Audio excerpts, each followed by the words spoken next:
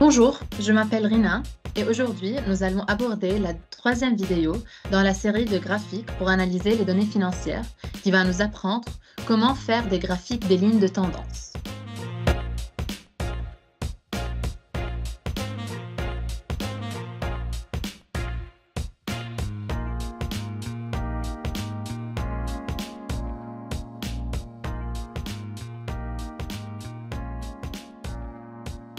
Lorsqu'il s'agit de visualiser les données financières, les lignes de tendance peuvent être un outil puissant pour analyser et comprendre les tendances au fil du temps. Que vous suiviez le cours des actions, les recettes, les dépenses ou d'autres mesures financières, les lignes de tendance peuvent vous aider à identifier des modèles, à prévoir les performances futures et à prendre des décisions fondées sur des données. L'un des contextes les plus courants d'utilisation d'un graphique en ligne de tendance, dans Tableau, est l'analyse des tendances des revenus et des ventes au fil du temps. En traçant les données relatives aux revenus et aux ventes sur un graphique linéaire, vous pouvez rapidement identifier si votre entreprise est en croissance ou en déclin. L'ajout d'une ligne de tendance au graphique peut vous aider à visualiser la tendance générale et à faire des prévisions sur les performances futures. Comment créer un graphique de ligne de tendance dans Tableau ? On va voir ça très rapidement. Nous nous retrouvons sur Tableau avec le diagramme de dispersion qu'on a créé lors de notre deuxième vidéo sur les diagrammes de dispersion. On va ajouter une ligne de tendance sur notre diagramme de dispersion pour voir la tendance des ventes et des bénéfices de l'entreprise par client. Pour ajouter la ligne de tendance, on clique sur Analyse, on prend Courbe de tendance et on choisit le type linéaire.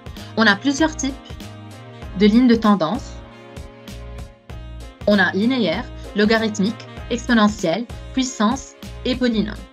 Pourquoi on choisit un type de modèle linéaire? Parce qu'une droite linéaire, elle s'adapte le mieux à des ensembles de données linéaires simples. Et comme ça, on a notre ligne de tendance qui nous montre la tendance de la relation entre le bénéfice et les ventes de l'entreprise. On a les valeurs P et le R au carré.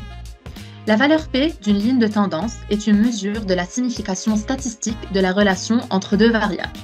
En d'autres termes, elle indique la probabilité d'obtenir la ligne de tendance observée ou une ligne plus extrême en supposant qu'il n'existe pas de relation réelle entre les variables dans la population.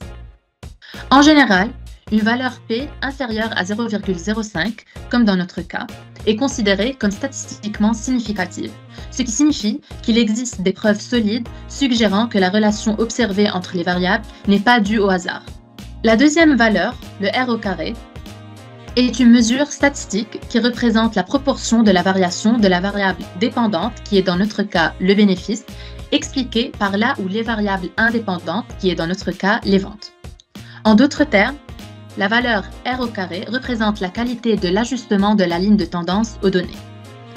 La valeur du R au carré est comprise entre 0 et 1, 0 indiquant que la ligne de tendance n'explique aucune des variations de données, et 1 indiquant que la ligne de tendance explique toutes les variations des données. L'interprétation de la valeur du R au carré d'une ligne de tendance dépend bien sûr du contexte de l'analyse. En général, une valeur du R au carré plus élevée indique une meilleure adéquation de la ligne de tendance aux données. J'espère que cette vidéo vous a plu et qu'elle vous servira dans votre quotidien quand vous allez créer des graphiques de lignes de tendance pour analyser vos données financières.